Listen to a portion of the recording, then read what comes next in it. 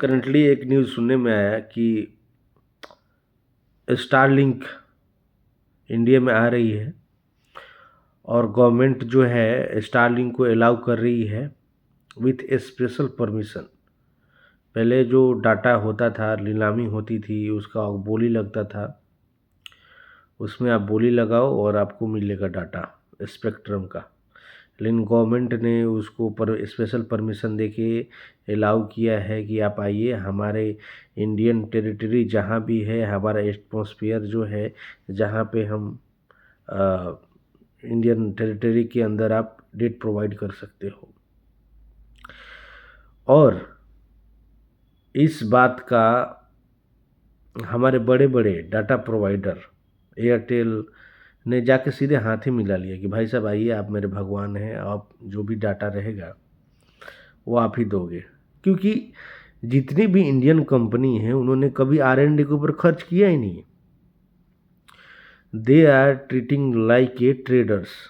China का माल लेके आओ, इंडिया के पास इतनी सारी बिलियंस ऑफ लोग हैं, इतने लोग हैं, इतने करोड़ लोग हैं, पैसा दो, बेचो, माल को सस्ता करो और बेचो और प्रॉफिट कमाओ, फिर पैसे को कहीं और शिफ्ट करो। इसके अंदर कोई भी देशभक्ति नाम की कोई भी चीज़ नहीं होती।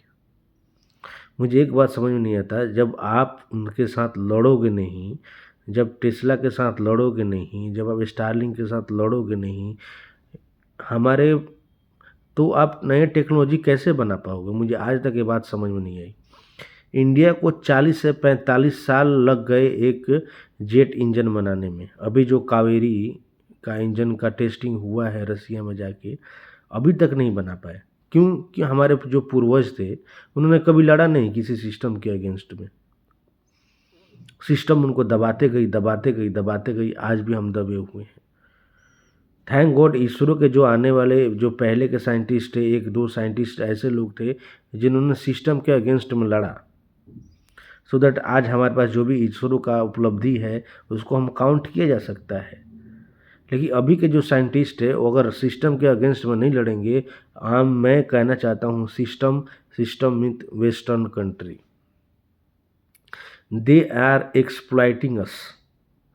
आज भी, आज से 5 साल पहले वो पहले आर्मी के थ्रू एक्सप्लॉइट करते थे, पॉलिसी की तरह एक्सप्लॉइट करते थे। आज वो सिर्फ टेक्नोलॉजी की वजह से हमको एक्सप्लॉइट करते हैं।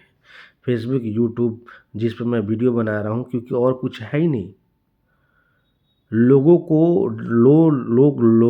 को इसके अलावा कुछ समझ में नहीं आता है। मैं खुद एक इंजीनियर हूँ। जब तक आप टेक्नोलॉजी को आगे नहीं बढ़ाओगे, जब आप R&D पे इन्वेस्ट नहीं करोगे, तब नए टेक्नोलॉजी आप कैसे दे सकते हो आने वाले यूथ को? तो अब वही बात हो गई, मैं सोया हूँ, मैं सोया रहूँगा। आओ भाई, जो करना है करके जाओ। एटलीस्ट आपको दिखाना पड़ेगा, रेजिलियंस बनना पड़ेगा। हाँ भाई, मैं लड़ सकता हूँ, मेरे अंदर भी इंजीनियर्स हैं, मेरे कंट्री के अंदर इंजीनियर्स हैं, वो कर सकते हैं। At least give me the platform where I can prove my capability.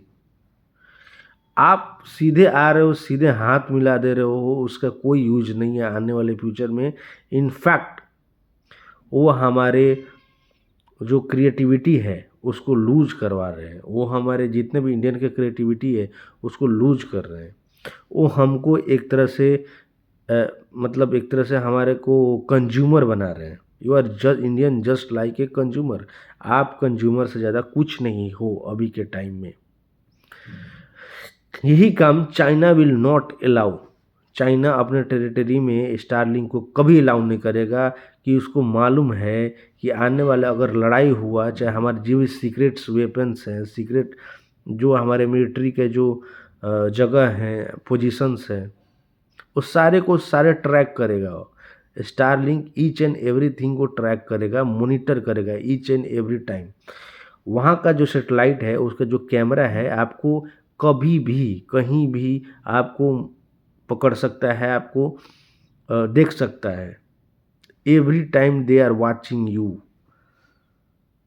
ये बात आपको कोई नहीं बताएगा। जो स्टारलिंक के अंदर कैमरा लगा हुआ है हमेशा आपको वॉच करता रहेगा ईच एंड एवरी पॉइंट। और जो गवर्नमेंट का इतना बड़ा इस्टेब्लिशमेंट है, इतनी बड़ी जो आर्मी की हमारा लोकेशंस है, वो सारा किसी को भी चला जाएगा। कल को कोई बंदा हैक कर लेगा उनके सैटेलाइट को, सारा इन्फॉर्मेशन उसके पास चला जाएगा। तो हम कहाँ जा रहे हैं? इनफैक्ट अपना इंटरनल सिक्योरिटी और देश की इंटीग्रिटी, हमारे देश का जो सुरक्षा है, सारा स्टारलिंक को दे रहे हैं। वो कभी भी चाहेगा आपके डाटा को किसी आपके अगेंस्ट के पार्टी को कभी भी बेच सकता है। आप उसके एक तरह के गुलाम हो जाएंगे आने वाले टाइम में। गवर्नमेंट को चाहिए कि भाई साहब कोई सिस्टम बनाए, कोई स्टार्टअप खड़ा करे, गवर्नमेंट फंड करे उसको, कि सेटेलाइट बनाए, उसको उड़ाना ही तो है। पहले हम टीवी बेचते थे, टीवी के थ्रू सेटेलाइट बेचते हैं, टीवी चलाते थे, अब नेट चलाना है। सिंपल सा बात है, टेक्नोलॉजी अवेलेबल है, बस थोड़ा सा फंडिंग चाहिए इसको। लेकिन नहीं, हम ये नहीं करेंगे। हम जस्ट एक ट्रेडर की तरह काम करेंगे, हमको बस प्रॉफिट से मतलब है। यार प्रॉफिट से मतलब रखो, लेकिन किसी आदमी को सोने देना 100 साल तक ये उस उपाय अच्छी बात नहीं है। टेक्निकल इन्हांसमेंट ज़रूरी है हमारे देश को। अगर आप हमारे अभी इंपोर्ट की बात करेंगे तो 100 बिलियन कितना सारा इंपोर्ट, ट्रेड डेफिसिट की बात करोगे चाइना के साथ में, हमारे एमएसएमई को खा के बैठा है एकदम। लोगों के पास, लोग अब कुछ एमएसएमई सिर्फ इसी चीज़ पे चल रही है कि ऑटोमोबाइल, टेस्ला आएगा डैमेज हो जाएगा। फार्मा इसलिए चल रही है कि वो नेसेसिटी चीज़ है। उसके बाद एफएमसीजी, बस 2 ही चीज़ हमारे एमएसएमई को चला रही है, उसके अलावा कोई नहीं चला पा रहा है। कब कब सिस्टम जागेगा? मेरे कोई बात समझ में नहीं आती। थोड़ा सा हम लोगों को दिखाना पड़ेगा कि हम कहाँ जा रहे हैं, आने वाला फ्यूचर क्या होगा। नहीं तो हम लोग फिर से वहीं गुलाम बनने जा रहे हैं। कोई नहीं रोक सकता, भगवान भी नहीं रोक सकते हैं हम लोगों को।